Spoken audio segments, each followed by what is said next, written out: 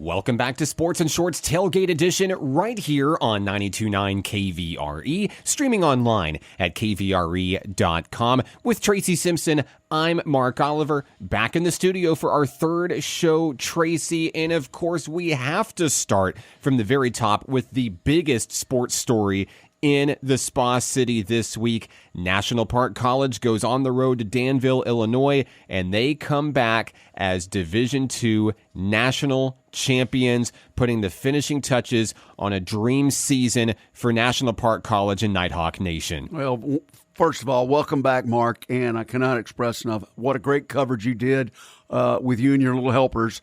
And I'm sure y'all had a lot of fun up there. But, yes, a remarkable story, one of a kind. You don't get this very often, but a great job by you with all the coverage. Thanks for all the call-ins, but it's good to have you back in the studios. This is iconic. I mean, this is something that people dream of, and certainly the young men that made it happen and all the staff and coaches. But just give the listeners a little bit of a preview.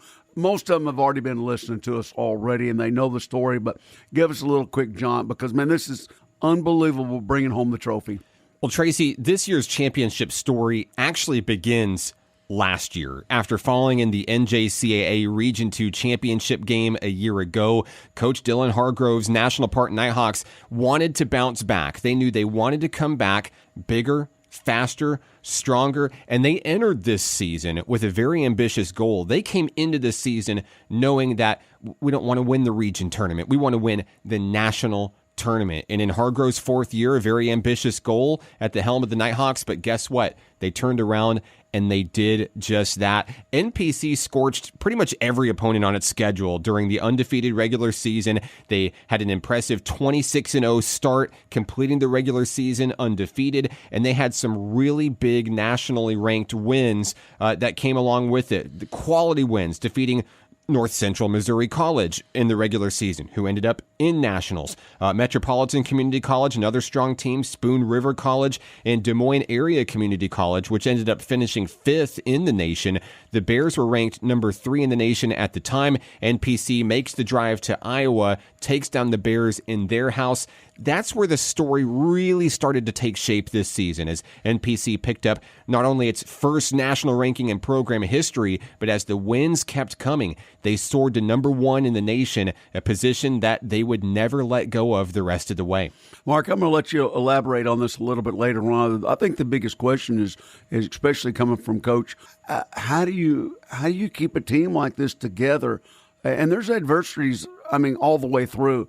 You got kids that are maybe looking, and I know the portal's not probably part of this, but just staying together, because a lot of these kids are from out of state, they're from out of town, and just getting back to Hot Springs and being a junior college like it is. I mean, you're up against a lot of adversities already. Where am I staying? What classes I'm going to do, and how am I going to do this and that? They don't see behind the scenes a lot of these kids. But think about how Coach Hargrove kept these kids together. That's the big story. But I think, and we'll elaborate on that a little bit later, but such a combination of effort from the kids and from the coaching staff and everybody, you included, how they made it to that championship round. Well, you mentioned that grit and that tenacity. When it comes to junior college basketball as it is, this is a team full of guys with chips on their shoulder. They have something to prove. They want to show the other schools out there saying, hey, I'm deserving of a Division I offer. Look at what I can do. And that's what fueled the Nighthawks all season long. We go back to losing in the Region II championship last year. They come back in, make it right back to that same stage, and guess who? It's Arkansas State University Mid-South, the Greyhounds, the team that ended the Nighthawks season last year. The Nighthawks come in and they exact revenge on the Greyhounds in the semifinals of the Region II tournament,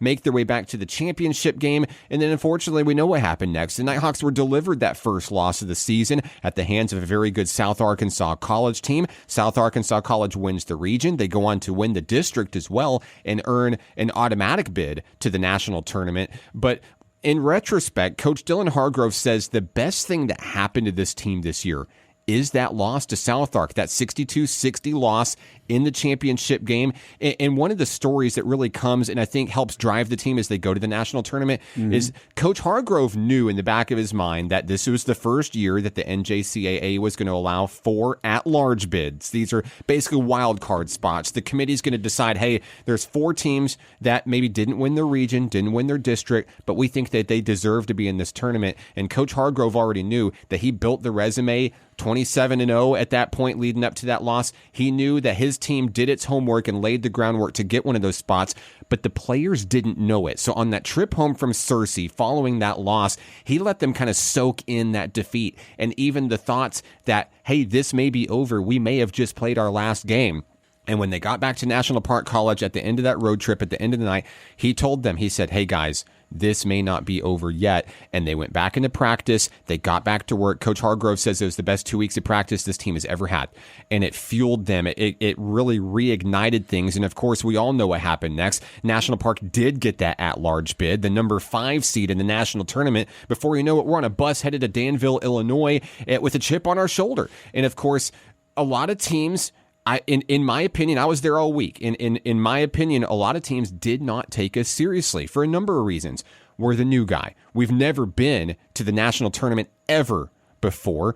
And because of that, people were questioning, well, is their strength of schedule? Did they really play anybody? The answer is yes, we absolutely did. Quality wins over ranked opponents, wins over teams that showed up in Danville, Illinois alongside us, but we were the new guy. And Arkansas has never really been represented that highly in the national tournament up to this point. We've had teams make the push, right, but we've never had anybody go deep and really be a threat until this year. And coming into the tournament, big wins. We take down Johnson County Community College, the number 12 seed on Monday. On Wednesday, we take down North Central Missouri. We just talked about that team. It's a team that the Nighthawks beat earlier in the season. They take them down to move on to the semifinals, and then it's the big dogs. I mean, when you get down to the final 4 teams remaining, it's the 1 seed, the 2 seed, the 3 seed, and then National Park at the 5. We go up against Davidson-Davie Community College. NPC was ranked number 1 pretty much all season long. Davidson-Davie was ranked number 2 all season long. Nighthawks and Storm go to battle in the semifinals. And when NPC takes down the number 1 ranked Storm, I think that's when people were finally starting to put a little respect and a little bit of attention on the name because NPC punched its ticket to the title game. So you think a little bit of humble pie gave them enough fuel to get them ignited to that level, and especially the way that Coach Hargrove did it, that was special.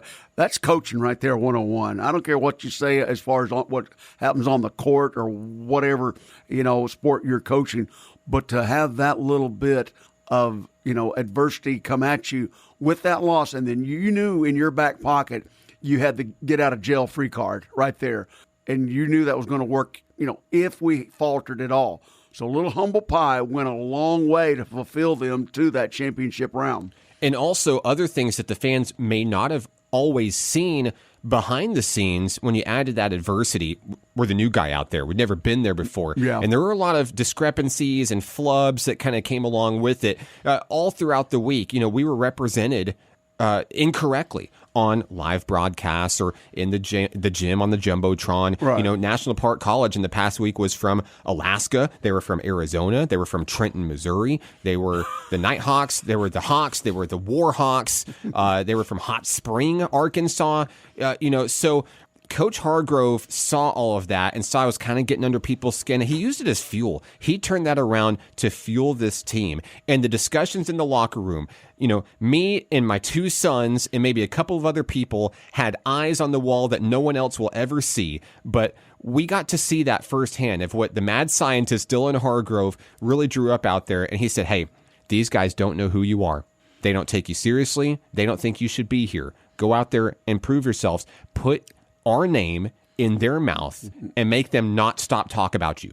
And that's exactly what this Nighthawk team did. Go into the championship game against South Suburban College, a team that won it all just 2 years ago. Very good Bulldogs team.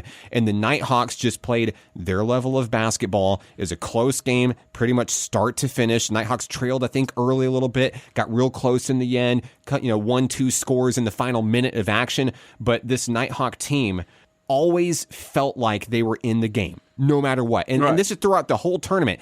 I never really felt like that this team was really in danger of losing. Well, and the main instance there, though, Mark, is just like you said.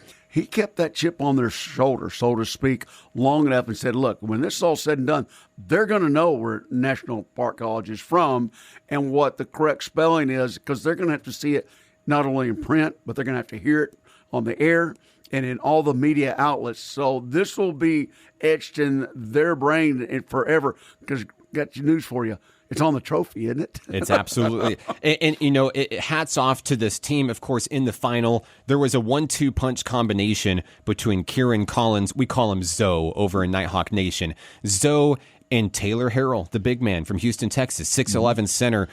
He was unstoppable down low. He was held to 2 points in the first half. In the second half, the Nighthawks made some offensive adjustments, thought, you know what? They have no answer for our big man down low, and that's exactly what they did. They fed Taylor Harrell. He scores 20 points in the second half, finishing with 22 points, 8 rebounds. They had no answer.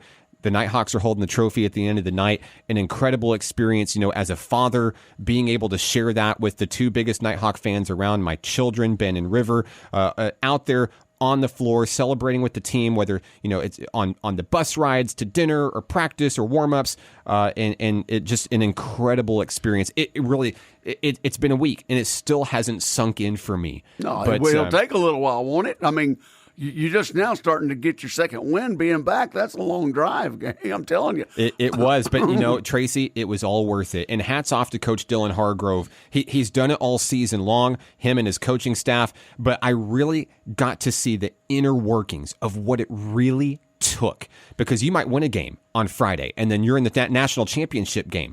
I don't know if Coach Hargrove slept the entire week. I don't. I do know that he was as hoarse could be before the national championship game, but the amount of sacrifice that I saw this coaching staff put in, pulling all-nighters with film study, and the way that the players bought in so unselfishly, I might add, as well. It didn't matter who was on the court. This team all knew, hey, I don't have to be the guy in that moment. I just want to be the guy at the end of the night that celebrates with this team. I just want to win. And I think that was the winning combination. It was unselfish basketball, a whole mountain of film work and homework, and that got the Nighthawks across the finish line, and now they're the talk of the town, they're the talk of the state, they're the talk of the nation. Well, they certainly know who they are now, and it's congratulations to them. We've got much more basketball to talk about. Of course, the Sweet 16's coming up, and more of your Sports and Shorts Tailgate Edition right after these messages. Welcome back to Sports and Shorts Tailgate Edition here on 92.9 KVRE. We're online at kvre.com. He's Tracy Simpson. I'm Mark Oliver. And Tracy, of course, we talked a lot about the Nighthawks, but there's another state team here in Arkansas that fared well in the postseason as well this year. Congratulations to the Red Wolves of Arkansas State University on a great season in the Roe Invitational. Came down to the wire this week, Tracy, and you got to tip your hat to this team. Gave it everything they had in the end. Yeah, it was so close, Mark, with a minute left, down by 7. They did what they had to do. They put the pressure on. They pressed them. And sure enough, they had a few fouls to give. And the other team, High Point, just couldn't hit the front ends. And that's where it made them. They gave them a little bit of crack in the door, and they opened it up. Unfortunately, just like you said, coming up short in the semis, the young man had a good look at an 8-foot jump shot, and it just ringed out and came out, and then time expired. But a good run. You got the likes of some really good teams in that invitation.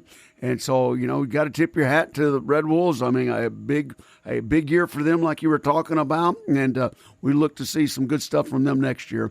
And of course, with college basketball, we turn our attention once again to March Madness, the NCAA Division I men's basketball tournament. And Tracy, we joked about this on last week's edition of the show. We recorded the show on Thursday, and we knew that a lot of games were going to happen before Saturday, and had the feeling that we might have to eat a little bit crow. I know that your bracket is absolutely ugly right now, disgusting, I might add. And mine is still intact, sort of, but there's a lot of red. There's a lot of red, and I know the fans out there listening. I know every single one of you out there are in our shoes too, because ESPN tells me this week there are 0 perfect brackets remaining. And in fact, there were so many brackets busted early, day 1 of March Madness. They started turning their attention to how many brackets that people got with every pick incorrect. That started being the main focus.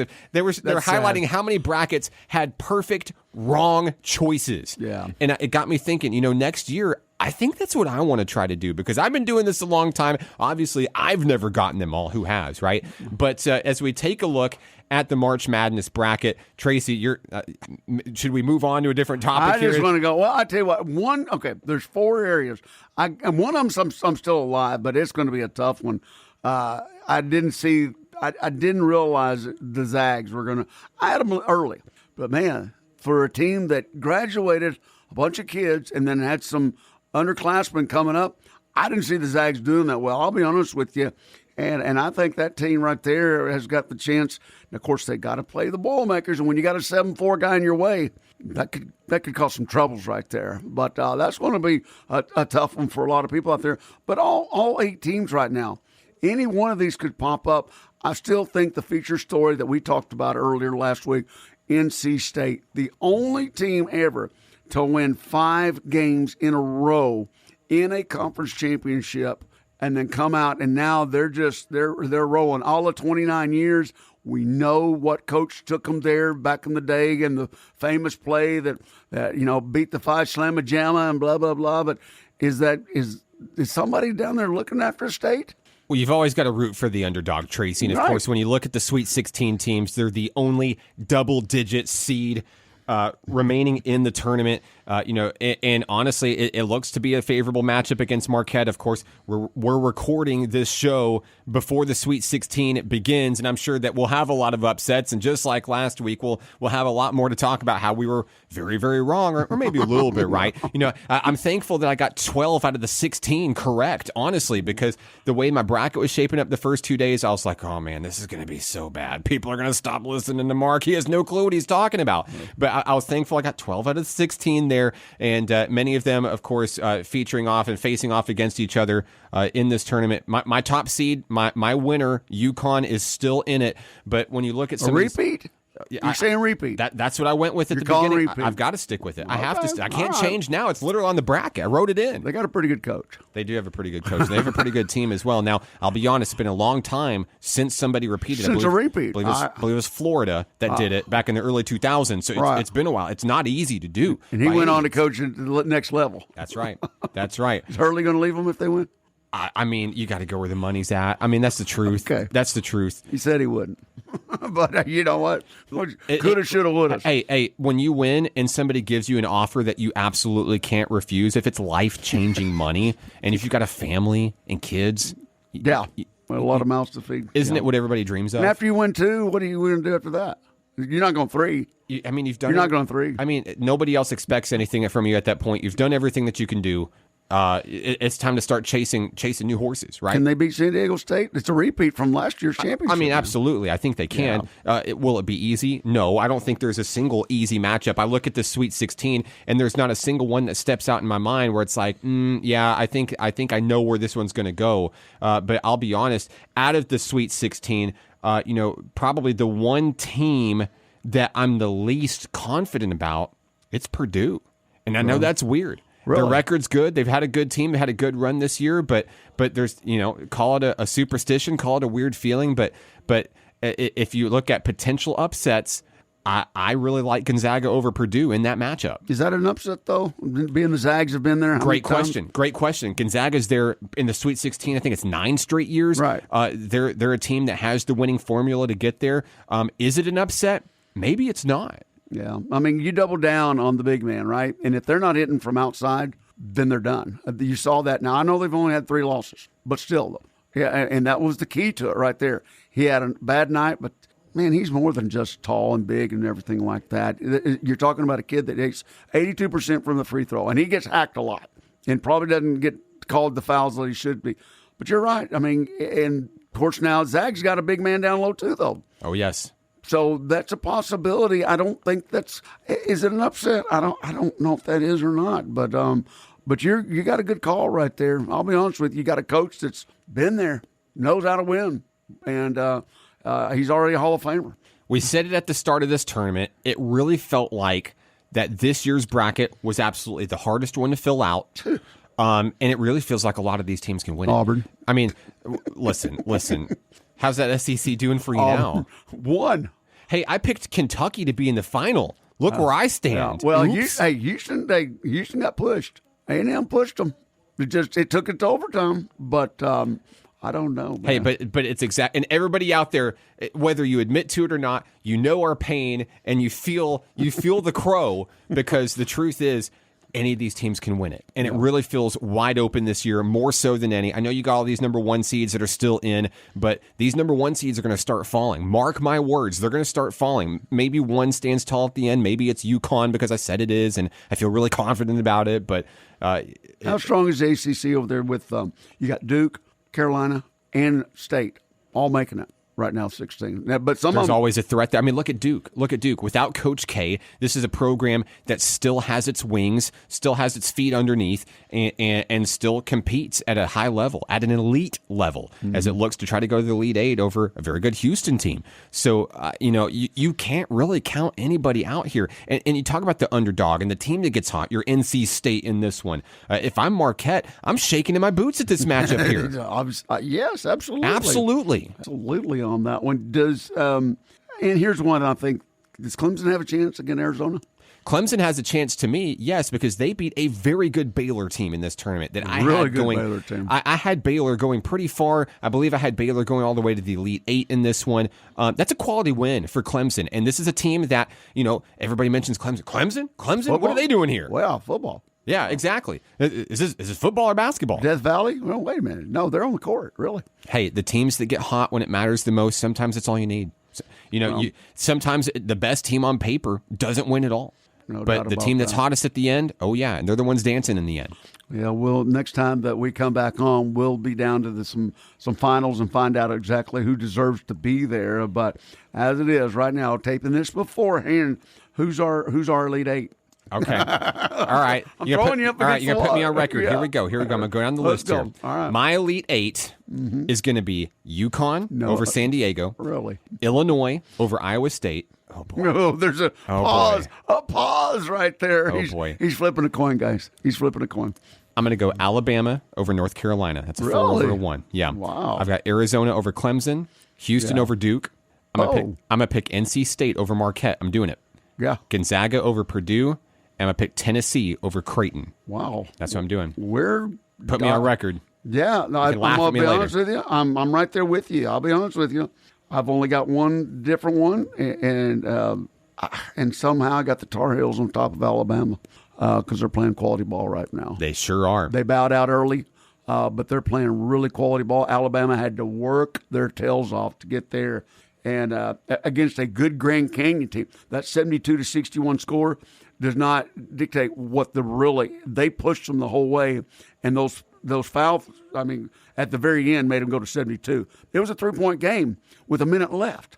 Grand Canyon, now really, Grand Canyon. Now, Yes. nothing against them.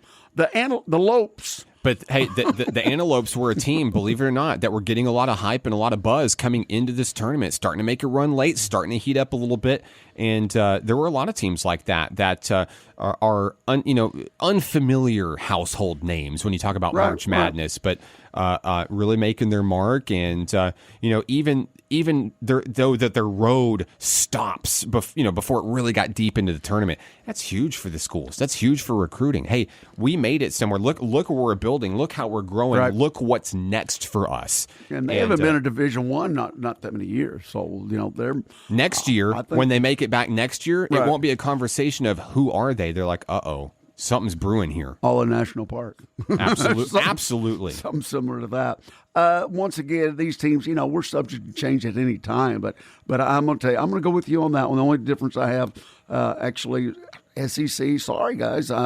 It's just not their year. It's just not their year. And that's one of the big topics. We talked about how everybody's saying how many people has brackets been busted. Well, SEC's busted this year. It's just that simple. And we'll talk about that at a later point in time because I think that what a certain coach at Kentucky has done with the one and dones is really the telltale about all of this.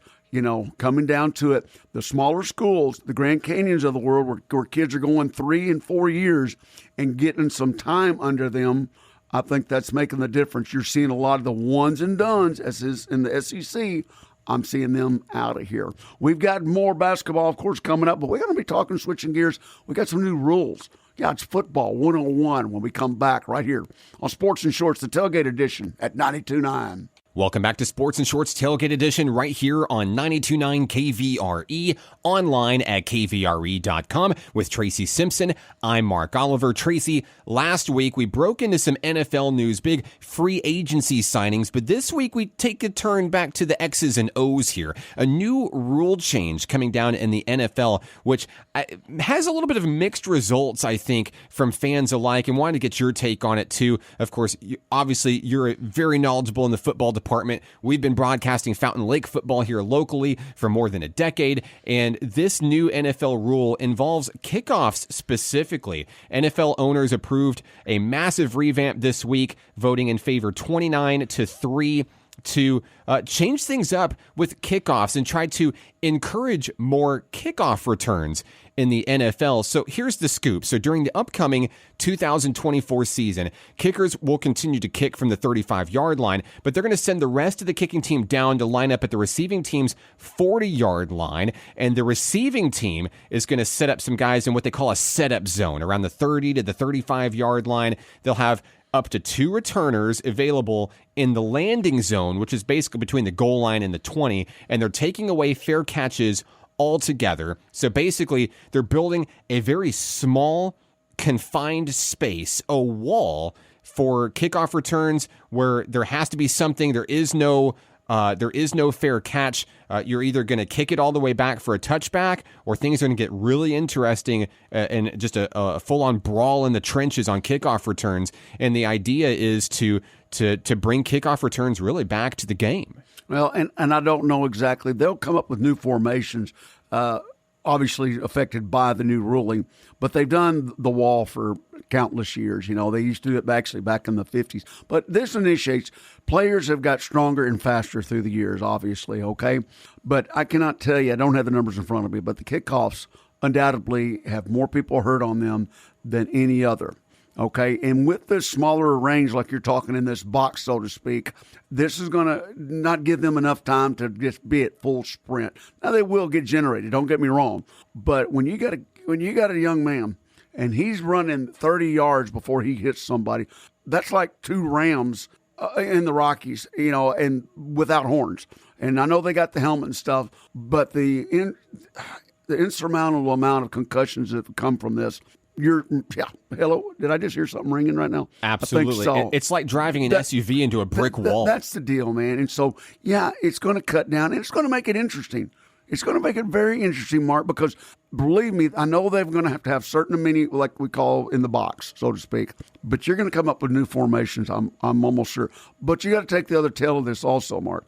Last year, and I don't know the percentage in front of me, but you know how many kickers kick it out? I mean, they do that. But I actually do have those numbers in front of me. That's your numbers guy. Absolutely. So last year, the NFL had a league low. This is in the history of the game, a league low of 21.7% of kickoffs being returned. There you go. That means the overwhelming majority of kicks were either fair catches or just kicks through the end zone. I mean, of course, these kickers can do amazing things with the amount of touchbacks out there, but all of this was really set in motion. This is kind of undoing a few rule changes here and there over the years. It's all about player safety because you hit it right on the head. Concussions are a real deal. CTE is real. And the NFL is wanting to protect player safety, but in doing so, it really took special teams players out of the game because we talked about that. The overwhelming majority of kickoffs weren't even being returned.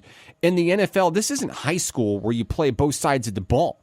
So this is a way for Commissioner Roger Goodell to kind of upend that a little bit and kind of even the scale a little bit, return some balance to the seesaw.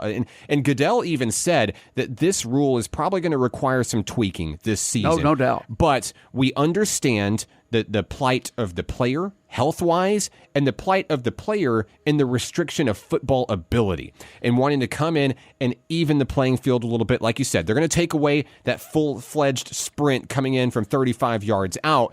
And of course, a couple of other things to touch on too is that no one beside the kicker and the actual return man is allowed to move. after the kick has happened until it either touches the ground or touches the player. And, of course, you got to think about the other part of special teams.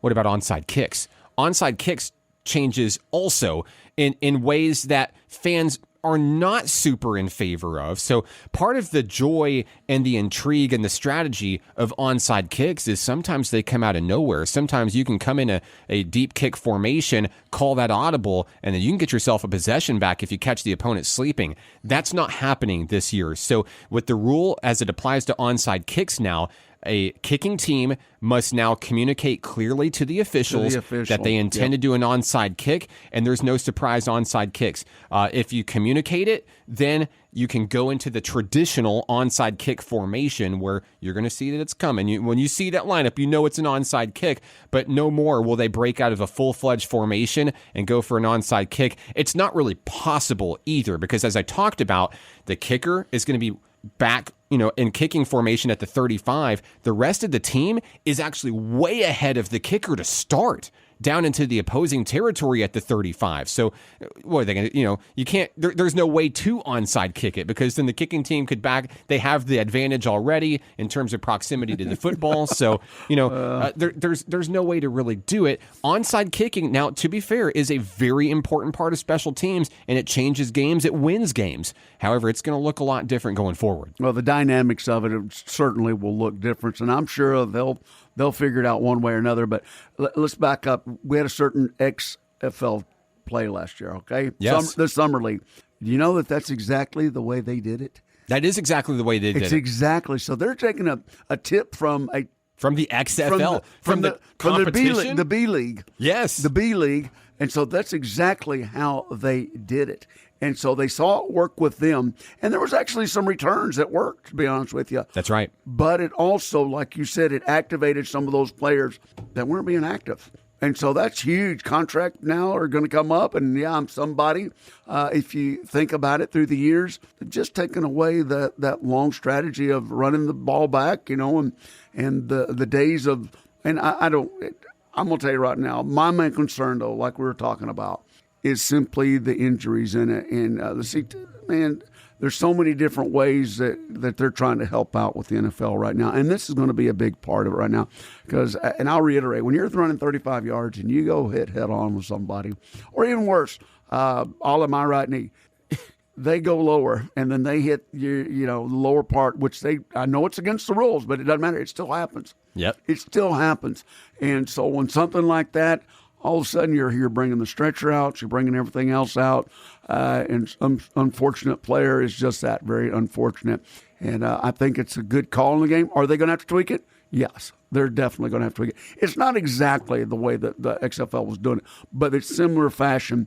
And I think it's a good call for the game. I don't know if all the players are going to buy in on it, but I guarantee you this, once they get out there and the special team coaches, when they start to having to practice this, because they'll come right out and start practicing this, they're going to figure out how and different formations and how they can run some back. Because like you said, that one guy's back there, they can't do anything till it's kicked. That's right. Okay.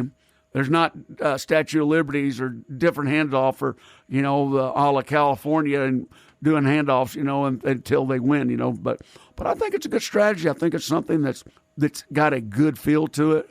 But it's going to change, Mark. I guarantee it's going to change a little bit because the players, as well as I do, until they actually run the first game in August, then we'll have to find out then. Yeah, and sometimes, new isn't always bad. You have to remember it may be considered controversial to some. It's not considered controversial to the NFL owners. That a massive, overwhelming majority approved this. 29 yes, 3 no.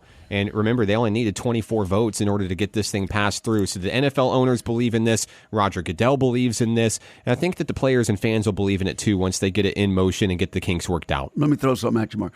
Now, unfortunately, accidents happen, injuries happen. They still have to pay their contract when they get injuries. That's true.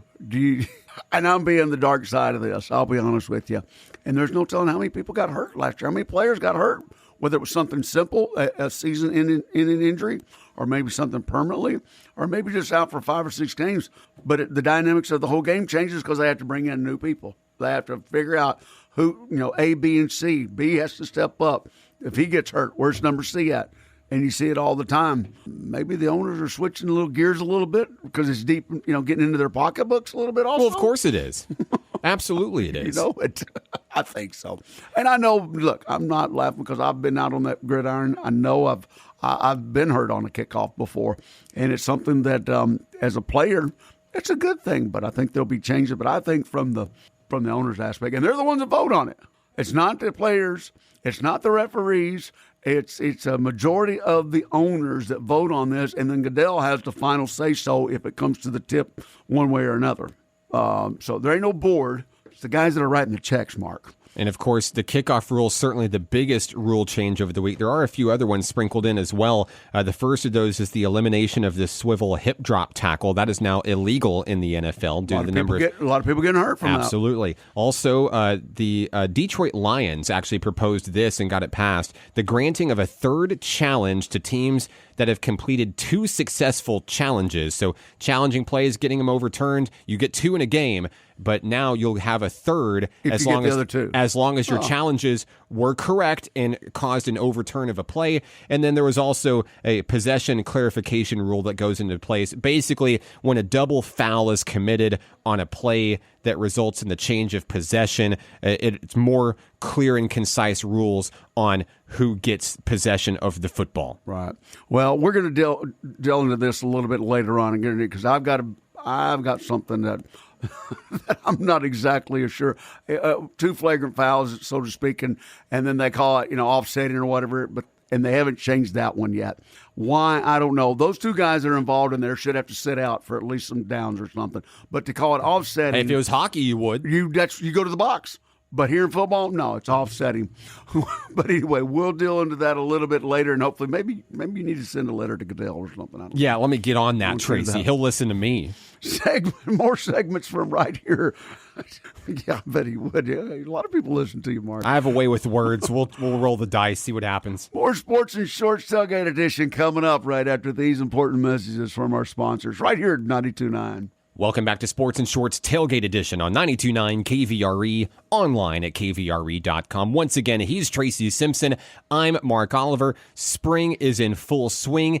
Baseball season, softball season, so much going around in Garland County and the surrounding areas, Tracy. First, we start things off in Hot Springs. We're out at Majestic Park for the 3rd year. Spring League Baseball is officially underway. It all kicked off this week at Majestic Park, and the GM for Majestic Park, Derek Phillips, reports a record 812 local Hot Springs and Garland County children are registered to play in the youth leagues this spring. My son is one of them, representing Mountain Pine Elementary School, and what a great program, what a great facility. I can't say enough good things about Majestic Park and all it does for this community, giving opportunities to youngsters, both young boys and girls, to continue playing the games they love, grow as athletes, and grow as members of this community.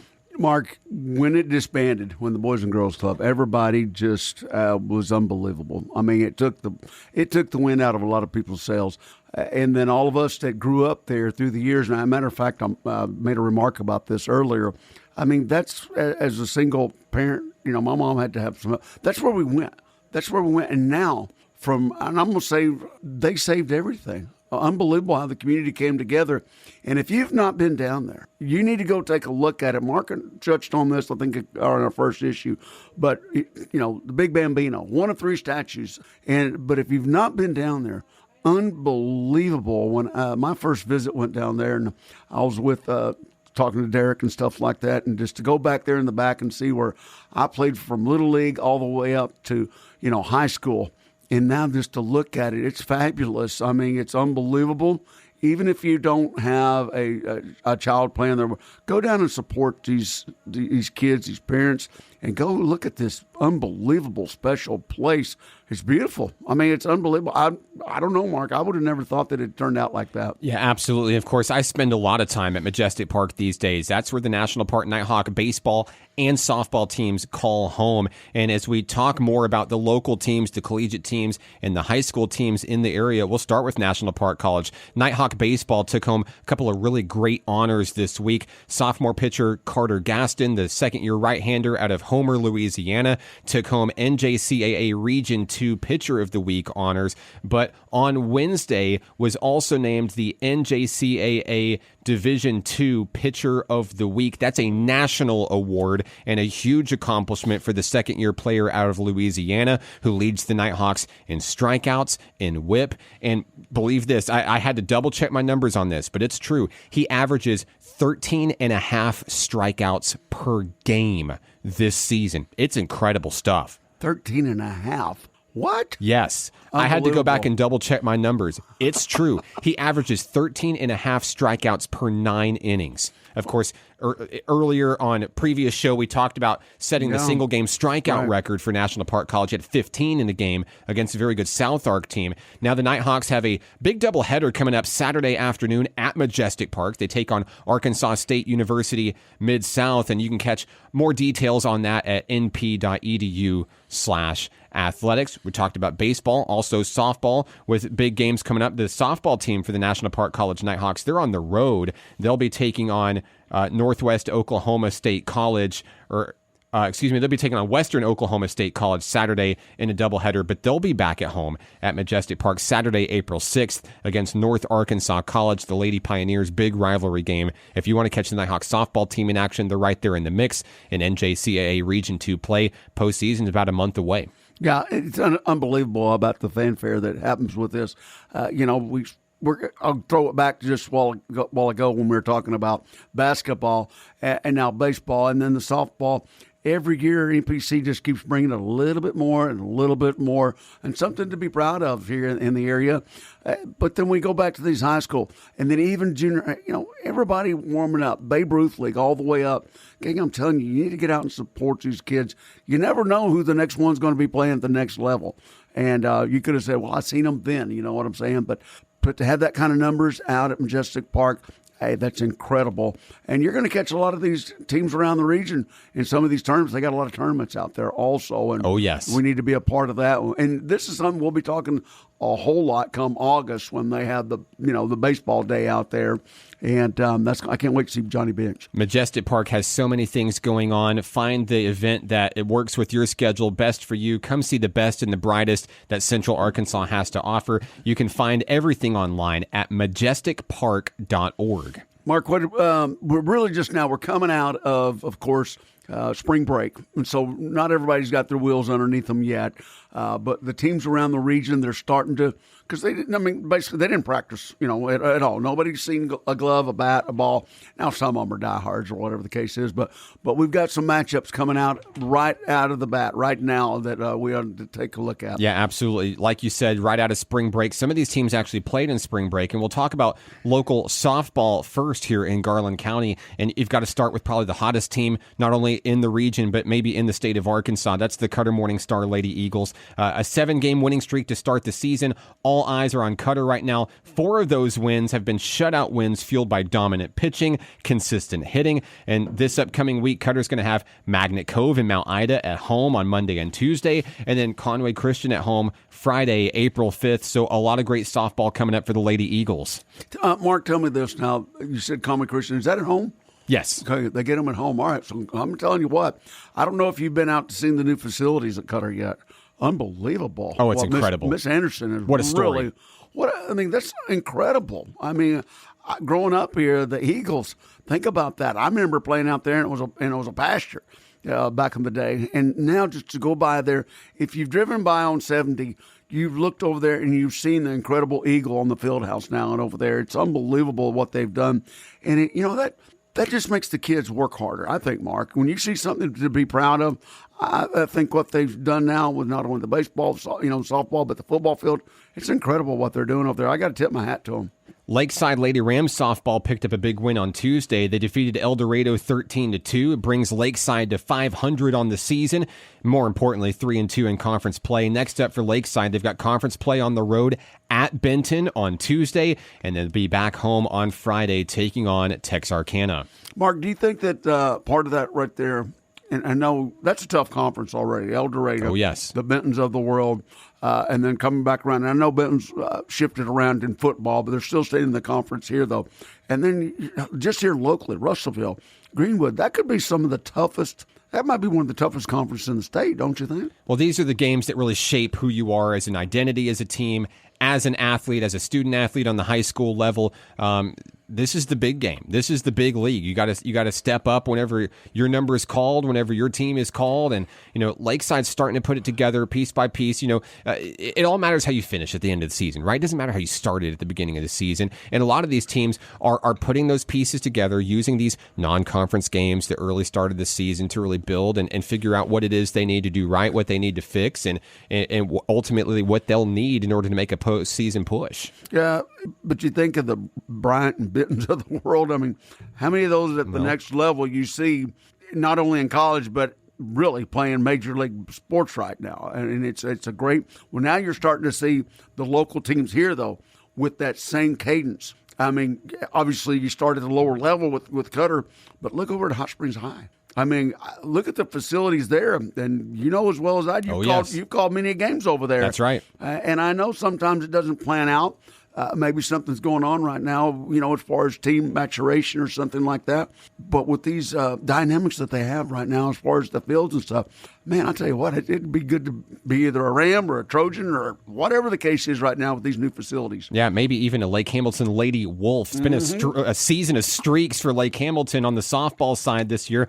Win a few, lose a few, but when it comes down to it, Lake Hamilton's winning the ones that matter the most right now, and still projects to be one of the top dogs in the conference, and that's absolutely a pun, by the way. That's a Wolf pun for you right there. But this week, Lake Hamilton has Whitehall on the road on Tuesday, and then they've got non-conference play at home Thursday against Baptist Prep, and things are looking really good for Lake Hamilton this year as well. Yeah, rounded out. We've seen Highway 7, Jeffersonville. They keep coming back. It's a struggle right now, but we've seen the likes of Mountain Lake of them meeting up at the Cedar Mountain Boys and Girls Club. But besides that, they seem like they're going to be able to have a good year. As we turn our attention to the local baseball diamond around Garland County, you got to start with Lakeside. I think the Rams are really appearing to hit their stride right now, Tracy. They played during spring break, and they started off with a 4-game winning streak with some really big quality wins. They take down Ashdown, Greenwood, Jonesboro, and El Dorado, 4 in a row. And next up for the Rams, they've got to go to Benton on Tuesday, and they've got a home game with Monticello on Thursday, home game against Texarkana on Friday. This is the big time right now, and they're feeling it. Well, they were part of that tournament, and they did. They were very successful in it, and they came through with that. Like you were talking earlier, not only their bats, but they've got a pitching staff over there. I don't know. We'll find out here pretty soon, but Lake Hamilton, both of them have got a really good kids in rotation right now, and I think you're going to see that proof. Well, you mentioned Lake Hamilton, and that's a team that's been on a tear this season as well. Now for the Wolves, a 6-game winning streak came to an end Tuesday. They had a really tough game at Benton. They lost a 1-0 heartbreaker. But you know what? The Wolves are going to look to bounce back next week. They've got road games at Whitehall on Tuesday. They go to Haskell Harmony Grove on Thursday, and then they'll be back home Friday for conference play. Pine Bluff comes to town on Friday, April 5th. Zebras. Might want to take a look at that one because we know a couple of those players already from basketball and football. Those players that all play all 3 sports. That's right. And they've got some athletes over there. But I feel like, like you were saying earlier, we reiterate this. We're early in the season. Sometimes the coaches are just now figuring out their rotation, and it takes a little bit sometime for that bat to get alive. But I think that we're going to see the maturation in these teams develop a little bit more in week 3 and 4 coming up, and we'll have a lot more talk about them next week. Absolutely. Thank you so much for tuning into this edition of Sports and Shorts Tailgate Edition right here on 92.9 at KVRE and online at KVRE.com. He's Tracy Simpson. I'm Mark Oliver. Join us next Saturday at 10 a.m. as we talk more local sports, national sports, and share a story or two.